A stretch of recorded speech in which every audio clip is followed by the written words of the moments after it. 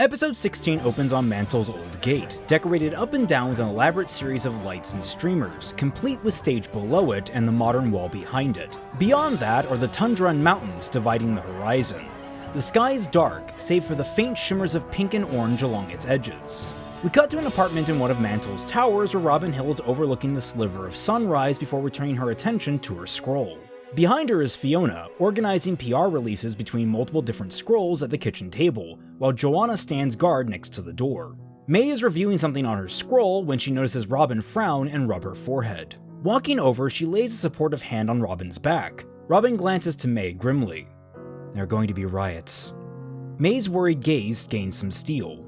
It'd be what he deserves. Robin pulls away from May, not sharply but still visibly stings.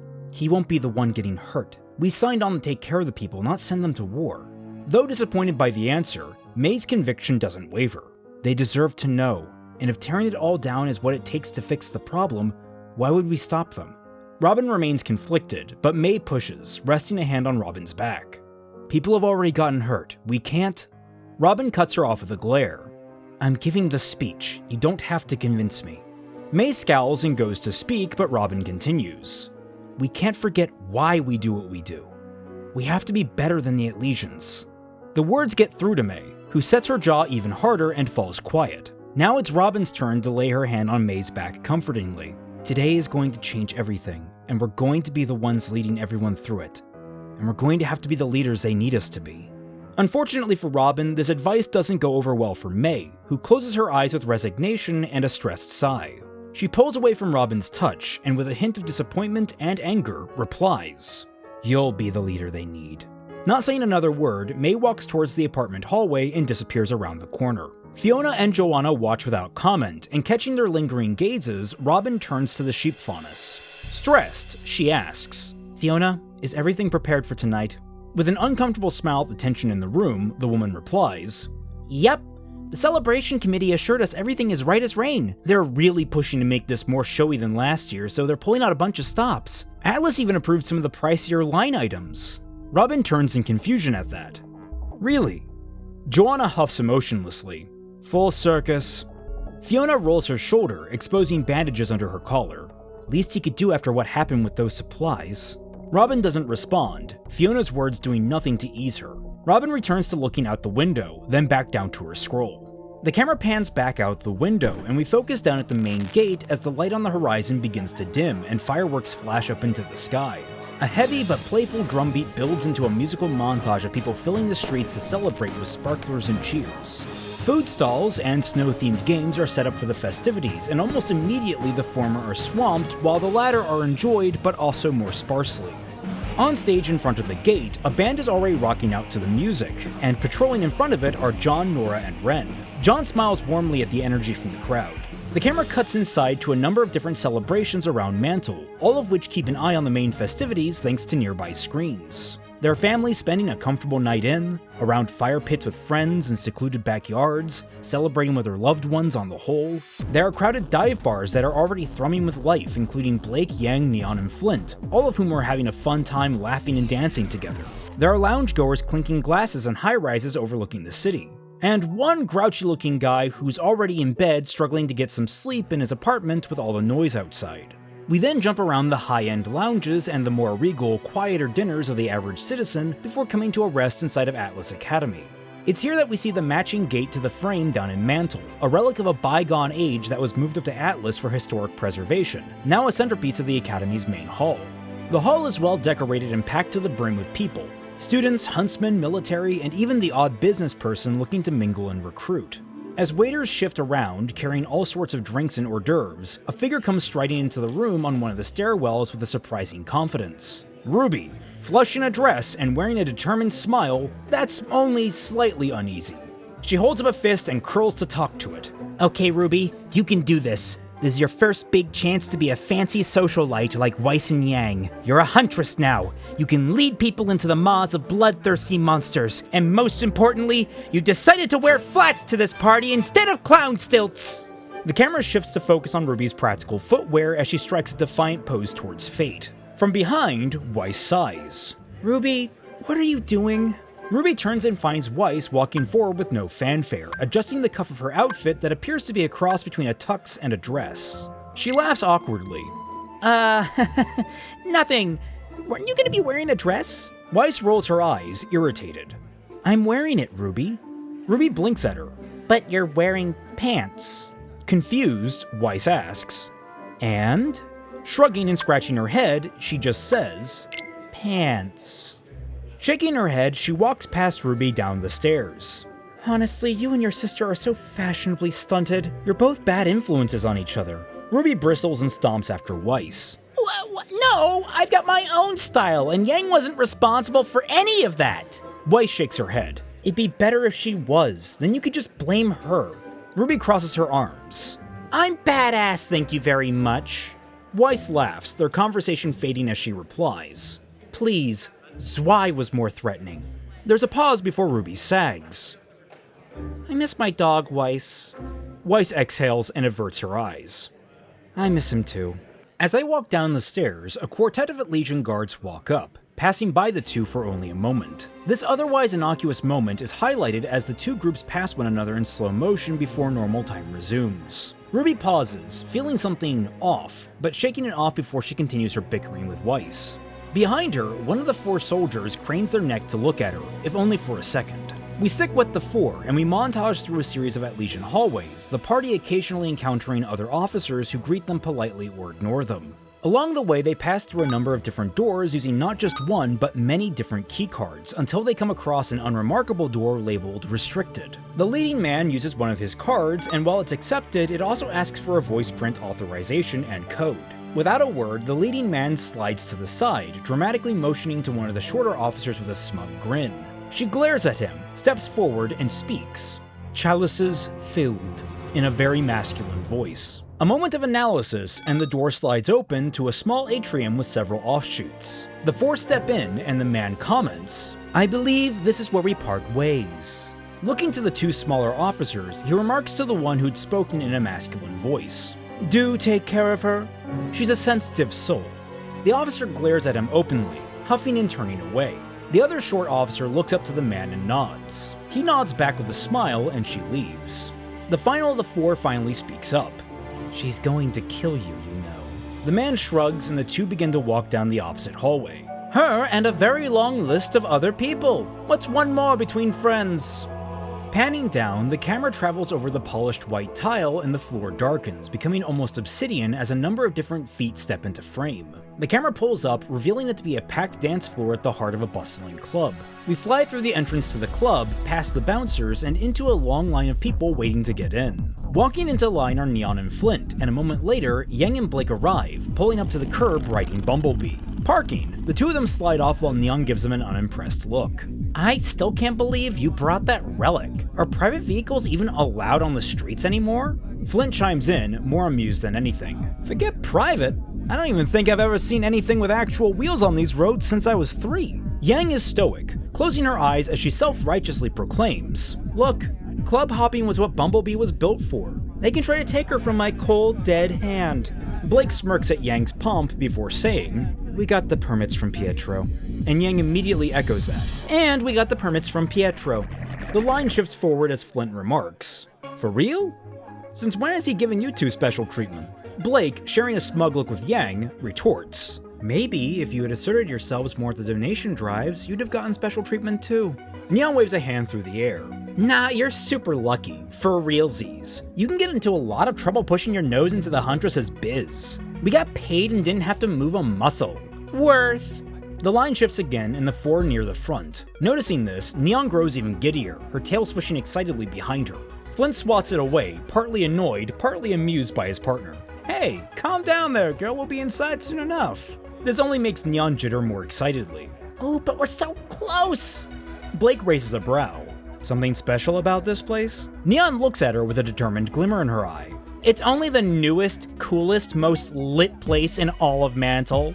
Clasping her hands together, Neon begins to daydream out loud, her descriptions turned into images above her head.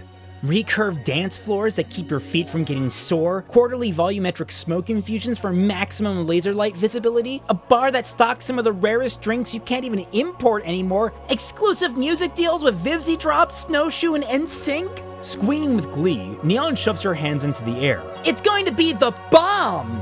Blake's eyes are wide, processing all the information before Yang leans over and stage whispers. It's a gimmick club that'll be closed in like half a year at most. This gets a laugh out of Blake as the line shifts forward. Neon pouts, hands on her hips. Nuh-uh, this place will be a landmark. Mark my words.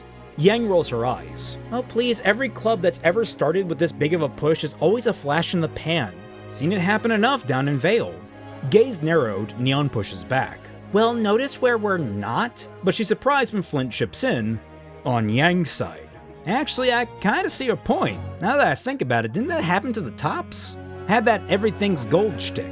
The line shifts forward, the group almost at the front as Neon points to Flint defensively. Hey, that was because it was a racketeering ring. Completely unrelated to business stuff. Flint nods at that. Right. The person ahead of them is admitted into the club, passing through the velvet ropes with no problem. The four step into the spot, growing more eager to enter in the wake of the good-natured bickering, only for the bouncer to point to a sign on the wall that reads, "No Faunus." Immediately, the mood shifts, and the good vibes are squashed. In fact, while everyone's had their smiles wiped from their faces, Blake is basically bristling with anger. Neon, though clearly disappointed herself, mutters under her breath, "Ah, crap apples," while glancing at Blake. Blake is nowhere near as quiet, snapping at the man, at the club. Really? Flint coolly steps forward in an attempt to keep the temperature low, holding out a thinly concealed Lien card to the man. Hey man, it's been rough. Think you could maybe turn an eye for a couple of huntresses? The bouncer seems intrigued by the money, but he isn't given a chance to respond. Blake, angry, pushes Flint's hand down and starts to worm her way out of the queue. Don't bother, I'm not going in there. Yang, whose jaw has been locked into a grim line, gives a huff of disgust and finally glares at the man. This place isn't worth our time. She follows after Blake, which prompts the distraught Flint and Neon to leave the line as well after them. They're halfway back to Bumblebee when Neon speaks up to the fuming Blake. Hey, sorry about that. Probably should have dug more on the place. Our bat. Blake stops in her tracks, her hands in front of her face, fingers curling into claws. That's not... Snapping back at the other three, she laments. Why is everyone okay with this? Turning around, she puts a hand to her chest. Stop apologizing for them. This shouldn't be a thing in the first place. Neon, brows creased, reaches out tentatively to Blake. That's norm. Blake wheels around on her sharply. Don't! I don't care if it's normal, it shouldn't be. Neon pushes back on that. We're fighting to change it. And Blake is ready. Fight harder! Don't just roll over when they treat you like dirt! Neon recoils, less pained and more angry. She's about to respond when both Yang and Flint step between the two. Molto dim, eh? It's rough out here, but we're all on the same side. Bitterly, Blake asks, "Are we?" Which gets a glance of concern from Yang. Neon is hurt even more by the question, her face growing even angrier, but Flint shifts to prevent her from retorting. Yang, sighing, looks back sheepishly to Flint and Neon. Maybe you guys go on without us? Flint gives a commiserating smile, while Neon pouts angrily. He flashes up his scroll. Sure, if you guys want to link back up, you know where to call. Anger sapping from everyone, Neon just gives a disappointed, "I'm sorry," before frowning and skating away. Wordlessly, Flint gives him a discomforted tip of the hat before walking after her. Yang runs a nervous hand through her hair, turning to Blake to ask, "You okay?" The response is quick, "No." Blake lets her head fall into Yang's shoulder. "I'm so tired, Yang." Hesitant, Yang's arms come up to Blake's shoulders as she pulls her into a gentle hug. "Do you want to go home?" Shaking her head into the collar, Blake replies, "I just want to clear my head." Squeezing Blake in the hug and huffing into the cold night air, Yang puts on a dramatic show of saying, "Bah! Who needs some stupid clubs?" Pulling back, she looks down at Blake with a smile. "Come on, I bet you we can find a way cooler place than this dumpster fire." Blake, still very much distraught, manages a brief, appreciative smile before we smash cut to the two mounting Bumblebee and taking off down the road. This content and the rest of the content on Celtic Phoenix is brought to you by the wonderful people supporting the channel through Patreon. For just $1 or more, you can gain access to the Tundra Discord server, where you can interact with me and a whole host of my fellow internet colleagues, such as the other members of Team Frostbite and the Team Jacked podcast. Become a part of our regular bad fanfiction nights that happen every Friday night at 10 p.m. Eastern Standard Time by joining our chat and adding your commentary to the reading. You can also join by becoming a member of the Celtic Phoenix YouTube channel, with the additional bonus of gaining access to a bunch of sweet emoticons during every one of our streams, such as the Team Jacked podcast, which airs every Wednesday at 6 p.m. Eastern Standard Time. But if either of those are too much for you, you can always subscribe to the channel, enable alerts, like this video, and share it around to all your friends. Thank you all so much for watching, and we now return you to your regularly scheduled fixing. The buildings turn into the large server towers of Atlas's server node, where a patrolling pair of guards discover an open maintenance hatch in the ceiling. They move in to investigate, but are swiftly attacked from behind by two assailants, knocking them out cold. Neon and Malachite stand over the two, having completely shed their disguises from before. Poking at them with her umbrella, Neo looks to Malachite and pantomimes tying the men up. Malachite balks at her. Using what? Already moving away and drawing out Watts' thumb drive, Neo motions to all the wires surrounding them in the room. Scowling after her, Malachite is left alone with the unconscious guards. We continue following Neo as she approaches the central node. She sticks the thumb drive into the machine, and a basic command prompt branded with Watts' logo appears, the text reading, Stage 1 initialized. Around the server farm, the cameras turn off. And we cut to a distant hallway where the still disguised Roman and Cinder are waiting beside a double door. The light on the camera nearby goes off, and Roman pushes off the wall he was leaning against. Well, that's our cue. Both take one side of the automatic door, grab the seam in the middle, and pull it open with little effort. We jump back over to the stage in front of the mantle gateway, where several of the background happy huntresses are walking out from behind the backstage. They take up positions around the main platform, standing between the stage and the already assigned huntsmen to the area. This includes Penny and CL, who are muscled out of their positions, earning CL's ire. Excuse me, what's the meaning of this? The happy huntresses don't respond, staring stoically down at the shorter CL with cold eyes. That only irritates CL more, and she steps up to them, putting a finger to their faces. You are interfering in official Atlas security actions. Fiona approaches them, her glare icy. As per the request of Councilwoman Hill, she is elected to use her personal security for this event. She holds out her tablet for CL to see, and after CL gives it a quick look over, she glares back. This pattern is inefficient for the breadth of coverage this event needs. Taking her scroll back and walking away, Fiona lifts her nose in the air. No longer any of your concern. Penny, earnest as she is, asks, "Is Robin not satisfied with our protection?" But Fiona has already walked out of earshot. Scowling, CL makes to follow, only for the happy huntresses to stand in her way. With a bitter "Tch," CL twists and walks away from the stage towards the sides of the courtyard. Penny follows her, and soon they've linked up with John, Nora, Ren, and a few of the other scattered huntsmen who are in attendance as security. CL pulls them away from the stage and their happy huntress counterparts, leaving them all confused. "What's going on?" John asks, earning a glare from CL. He's confused by the unearned hostility, but Penny explains. "Miss Hill has brought her own security detail and dismissed us for the night." It's Nora's turn to ask, "Can she do that?" To which CL spits out, "No, she can't. Not without prior approval." As she says this, CL has pulled out her scroll to dial a number. We cut to Winter in her apartment, staring down at her scroll as it begins to ring. She sets the scroll down on her coffee table and lets it ring.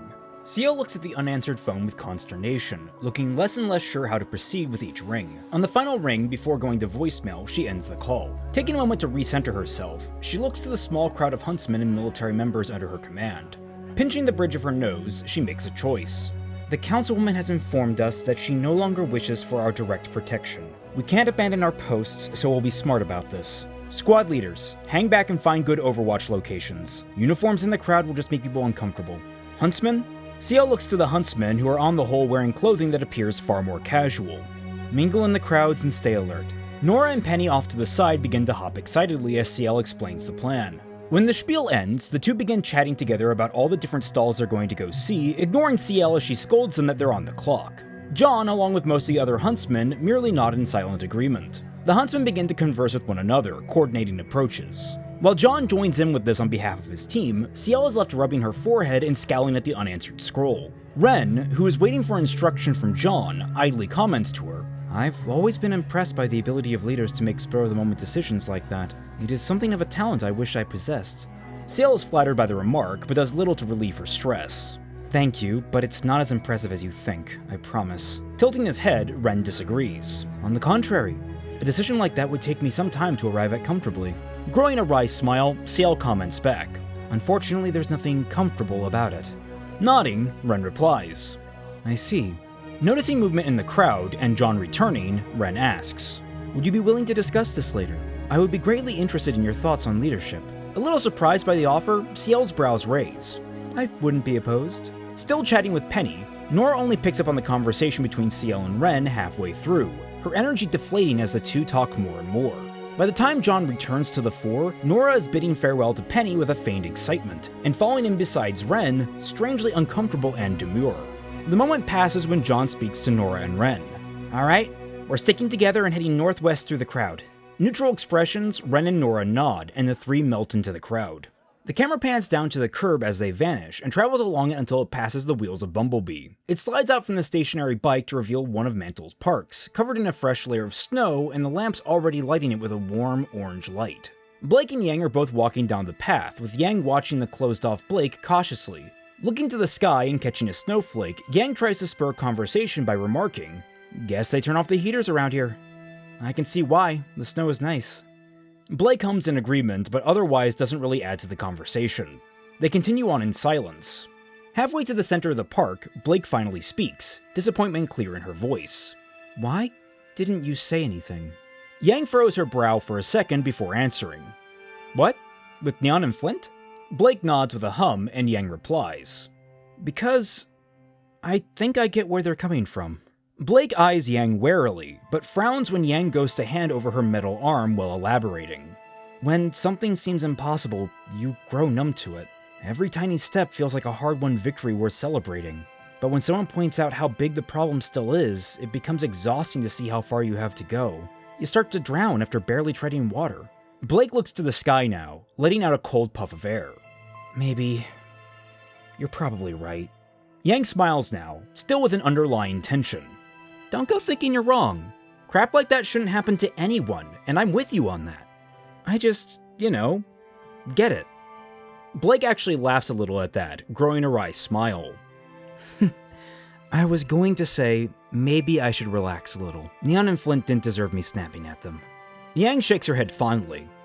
Well, it takes two to tango, and Neon's got a real hard head if you hadn't noticed. Raising a brow Yang's way, she comments, pot-nose kettle, and Yang crosses her arms. Damned straight!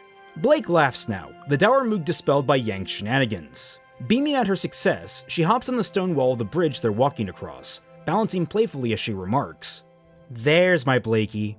Blake's laughing dies down, cheeks pink. Goofball. Yang smiles down at her cheekily before hopping off the wall as the bridge ends. If it gets you smiling, anytime. Blake's smile softens and she looks down to her feet as her cheeks get redder. The two come upon a fountain in the middle of the park, the water heated to allow it to flow. They both take a moment to appreciate it before Blake sobers a bit from the good cheer. Sorry I ruined the night. I really wanted to do more clubbing with you.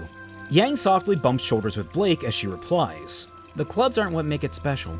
Instead of cheering her up, the remark makes Blake's face tighten with tension. Unprovoked, she turns and throws her arms around Yang, pulling her into a tight hug. Yang is surprised, but cautiously returns it as Blake pulls deeper into her collar. Confused, she asks, What's this? And Blake replies weakly, You're too nice. Frowning down at her softly, Yang pulls her in for a tighter hug. You deserve it. Blake shakes her head. Do I? I always make life more difficult for everyone around me. I told you to cut it out with that negative self-talk, remember? Yang says firmly. You're the kick-ass Blake Belladonna. You deserve to have nice things. Blake's fingers curl into Yang's clothing and her eyes close, clearly contemplating something very deeply. After a lingering moment, she asks, Even if it's something selfish? Yang smiles comfortingly. Everyone deserves to be a little selfish from time to time. Slowly, Blake pulls back, just enough to look up at Yang, her mouth parted as she searches for something in Yang's face. Her neck stretches, inching their lips closer to each other, and the dots connecting Yang's head. Eyebrows rising in surprise, Yang breathes heavier, and her eyes become half-lidded as she slowly dips down towards Blake. Back at the celebration, Ciel watches Penny cheerily mingling with the folks in the crowd, attracting quite a bit of attention with her celebrity status. As she poses with a couple of kids, Ciel checks her scroll, revealing 3 unanswered calls to Winter that make her frown. On stage, the equipment from the previous act, a rock band, is being shuffled off by stagehands. A podium is set up bearing the seal of the Atlas Roundtable. John, Nora, and Ren are shuffling through the crowd. Nora has actually gotten herself some cotton candy, but she's not very enthusiastic, picking at it absently. Out of the corner of her eye, she sees CL making another call on her scroll, frowning deeper as CL walks out of sight. A few more seconds of silently walking beside Ren, she uncomfortably asks, So, you and CL seem to get along? Ren hums, completely missing the subtle distress in Nora's voice. I'm finding Atlas's command structure refreshing. We've been on our own for so long, it's nice to have someone giving us a clear direction to move in. Blinking, he realizes, oh, not to say you've been ineffective, John. John shrugs through a mouthful of peanuts. No, I get you. I'm glad not to be making life or death decisions every other day. After a moment, John slumps, face confused. I think I should see a therapist. Ren and Nora both chuckle, and though Nora seems happier, her mood hasn't escaped her earlier upset. That's nice, but... Looking off to the side, she catches a glimpse of a pair of Atlesian knights walking through the crowd, given plenty of berth by the wary mantle partygoers. I don't feel like we're making much of a difference here. Ren raises a brow. In what way? We're here to keep order and peace. That's what huntsmen do. Nora frowns. Is that all? Now picking up on her distress, Ren turns and warmly grips her shoulders, a loose embrace. Looking at her worriedly, he says, Nora, is everything okay? And she averts her eyes as she replies, It's like all we do is follow what Ironwood wants. Like we're not helping everyone else. Ren moves closer, and John takes that as a cue to wander off and give the two some space. Placing a hand on Nora's cheek to turn her head, Ren motions to the crowd. Look around us, Nora. Even in a time of strife, everyone is working together to make the celebration happen, to keep everyone happy. Isn't this what we always wanted? Nora wrinkles her brow. Something just doesn't feel right, Ren. Lifting her chin up, her worried eyes meet his worried eyes, and he softens his expression. As long as we have our friends, like Team RWBY, like John, as long as we have each other, we can get through anything. Faces already inches apart, Nora closes her eyes, as does Ren, and they both lean in for a peck on the lips. They pull apart, and there's a boom from the mic on the stage as the proceedings move along. Nora lets her head rest on Ren's shoulder, though notably, she's still very much lost in thought. John sees only a bit of this from behind with a forlorn smile, and he continues to walk through the crowd, content to let his friends enjoy the night. Robin finally arrives for her speech, flanked by May and Joanna. She steps up to the podium to cheers and excitement. Robin waves to her constituents, a smile on her face, the strain of putting it on impossible to tell on the large screens that flank the stage. Good evening, Mantle! She raises her hands, and the crowd begins to settle down, enough for her to speak. I always look forward to the Solstice. This is the time when Mantle comes to life in a way no other kingdom ever could. I cannot tell you how strange it is for me to be seeing it from atop this stage, but it leaves me in awe of how great our city and our people truly are. There is a wave of cheers, but even as Robin feeds off the energy to fuel her smile, it threatens to droop. She staves it off as best she can, but eventually her face becomes grim. I wish that was all I had to say tonight, that I could celebrate with a liberated heart, to be your ballast in difficult times. But to do so would be to lie to each and every one of you. The crowd simmers down quickly, caught off guard by the sudden mood change. The Atlesian Huntsmen are no different, with all of our recognizable faces frowning, CL especially, as Robin continues. Atlas has long been Mantle's protector, a crutch upon which we lean, but the last few months have not only called that into question, but outright countermanded it. Embargoes that rob us of our jobs, famines that leave our families starving, raids that treat every citizen as guilty until proven innocent. The message is clear. We are not equals to them. We are their subjects. The murmurs build into heated words, the crowd around them at first confused or conflicted, but quickly unifying into anger. John, Nora, and Ren look out at the crowd with clear concern, both fearful for themselves and for the people. CL, meanwhile, is furious, staring daggers at Robin, face red and fist trembling. Robin raises her hand, quieting the crowd, though the buzzing discontent still lingers. Eyes steely as she looks over them, she doesn't stop. You elected me to lead you, to protect you, to bring Mantle's concerns to an ignorant roundtable. But it seems Atlas has other plans. General Ironwood has made his intention clear to invoke the role of architect, enact martial law, and take power for himself. Off to the side of the stage, Fiona flicks her scroll, and an audio recording of Ironwood during the industrialist meeting bursts through the speakers, making his intent clear once the Solstice celebration is completed. Again, the crowd foments with anger, and attention begins to turn towards our Elysian Huntsmen. John, confused and alarmed, begins to step back cautiously in a crouched defensive stance as some crowd members approach them. Ren and Nora linger behind him, while Ciel turns to Penny, furious. Paul and Dina, access their systems and shut this down. Penny blinks at her, unsure what to do. I am not sure that, but Ciel yells over her. Do it now! We cut away to the server room, where Watts' screen now displays Stage 1 as complete and has begun to initialize Stage 2. Neo stares at it boredly, borderline asleep, as it pings the turnover and indicates the thumb drive can be removed. Neo unplugs it, but her brows furrow as she considers something. She glances around the room, only just now noticing that Malachite never joined her at the kiosk. Not seeming too surprised by this development, she pulls out her scroll and sends out a message. A moment later, the two guards from before round the corner, weapons drawn, completely unrestrained. Neo silently groans with understanding, raising her hands in surrender. One of the guards steps forward aggressively, motioning with his rifle. Who are you? What are you doing here? Neo blinks at them, unperturbed, and in fact holds up a finger, asking for them to wait. That makes the guards pause in confusion, when every light in the room goes out, including the servers around them. In the darkness, there's panicked gunfire as the muzzle flashes illuminate Neo, beating the guards into unconsciousness. We cut to the door to Ironwood's office and pan over to the atrium in front of it, where Roman and Cinder are walking into one of the elevators. Roman is flipping a flash drive between his fingers before making it disappear up his sleeves. Well, that was easier than expected. Cinder presses one of the lower floors, responding to his comment with silence. The elevator begins to descend, and the two are left in that silence. At least until Roman comments, I noticed you didn't select the hangar. Still staring forward, Cinder remarks, I noticed you didn't correct me. Another few seconds of silence, and Roman's scroll pings. Without even bothering to check it, he uses his cane to push the button for a floor they'll be passing by shortly.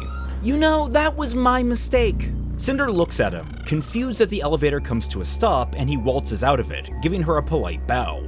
I'll get out of your hair. Cinder looks at him confused, as the doors to the elevator close shut and it begins to descend again. Rolling her eyes, she doesn't think much else of it until the elevator shudders to a halt as the power goes out. Cinder's eyes widen and her fists are on the door immediately. Roman! In the blackness of the hallway, Roman lights a cigar, illuminating his face, and he begins walking quickly with purpose. Now the real work begins. We pick up back with Blake and Yang, still softly clinging to each other, faces almost brushing when the lights in the square around them go out. They pull apart in surprise as the fountain stops flowing, leaving them confused among the snow and shadows.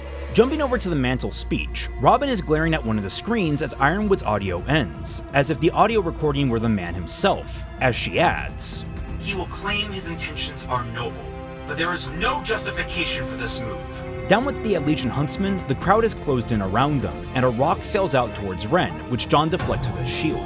Trash and other projectiles begin to pelt them, even knocking one of the background huntsmen off their feet with the force. More panicked now than angry, Ciel shouts at Penny, Penny, shut it down! On stage, Robin looks at the riled crowd. We should not and will not bend to this move. We must resist the General's tyranny with every breath. The microphone cuts out, and we get a wide angle of both Atlas and Mantle as almost every visible light flickers out, save for a very few select buildings and locations with backup generators, as well as the lights on the stage. Jumping back to the Elysian Huntsman, Ciel sighs in relief. Thanks, Penny. Only for Penny to respond, I did not do that. Robin and her huntsmen look around in confusion at the power outage. The entire square has gone dark, with the strange exception of the lights illuminating the stage, before there's a crack in the air. There is a jolt as Robin's aura completely shatters, the light it gives off tastefully silhouetting a spray of dark blood that bursts from her back. May and Joanna watch in horrified slow motion as Robin topples back behind the podium, eyes open in shock. Full disclaimer here. We tried very hard this volume to detach it from real-world political events, knowing full well that was an issue many had with the actual Volume 7. This particular plot point was conceptualized early in the summer of 2024, well before, particular events. While pulling from historical and narrative assassinations for this moment, this scene is in no way supposed to be analogous to anything in history. Just to make that absolutely clear for everyone, especially the people in the back. Now that we're hopefully all clear on that, back to the story. There is a stillness in the air, the crowd barely registering what just happened in the dark. The Elysian Huntsmen are stunned, but John is the first to react. His eyes follow the trail of light left in the wake of the high-powered energy rifle, burned into the sky from the powerful shot. Following it back to a building, we cut inside a room with an open window, where a shadowy Tyrion stands and drops the rifle with open disgust. John looks back to the other huntsmen, motioning first to the building he saw. Nora, Ren, 4th floor, 3rd window from the left. CL, with me. Penny, the rest of you? He falters. Try to keep things under control with the crowd. CL is about to argue, but John glares at her. Move! The shout galvanizes everyone into action, and they break, following John's plan. We focus on John's face in a one-take, seeing the huntsman move to secure the crowd in the periphery. We even see as Nora launches herself and Ren up towards the window using her hammer. The shot ends when he reaches the stage and is immediately stopped by the happy huntresses, who have tightened their security. On stage, Joanna is standing over Robin while May and Fiona try to tend to her. Let me through! John yells, shoving against them futilely. I can help! May glares down at him on the stage, tears in her eyes. We don't want your help! John is confused by the response, but is distracted when CL appears, rushing forward and effortlessly kicking the legs out from under the woman holding John back. They don't spare more than a glance to each other as they rush up on deck. John wastes no time trying to rush to Robin's side, but Fiona drops her medical equipment and spins to a crouch, energy claws at the ready to defend. This stops John, and he reiterates, "It's my semblance! I can help people heal!" only to hear the click of a gun behind him. He realizes that Fiona is not glaring at him, but at CL, who has her pistols raised. "Move out of the way, John." The words hit him like a sack of bricks. "She's dying, CL!" CL shakes her head. "They just tried to incite treason!" Fiona snarls back. "Don't talk to us about treason! We were trying to organize civil disobedience!" CL shouts, "That's not what we heard." And Fiona tries to counter. "Because Robin was..." An oddly quiet but solid voice echoes over all of them. "Guys?" The three people arguing look to Joanna, holding back tears, averting her eyes from May and Robin. May's body is shivering, concealing Robin's condition, before she turns back to them, venom and pain in her eyes as she says, "She's gone." We get confirmation when we see Robin's eyes, empty of all life. May reaches forward, holding back sobs and screams as she closes Robin's eyes. John is despondent and drops to his knees. We see him in profile, the crowd behind him growing into a full-scale riot that the Elysian Huntsmen are ill-equipped to hold back. With a shuddering breath, he mutters, "No." We cut to our last shot, a dark screen as Watts' words echo around a room. "Burn it all to the ground." The screen lightens to show us Watts standing at the entrance to the arena of Amity Coliseum, silhouetted in the dim light. Cut to black. End of episode.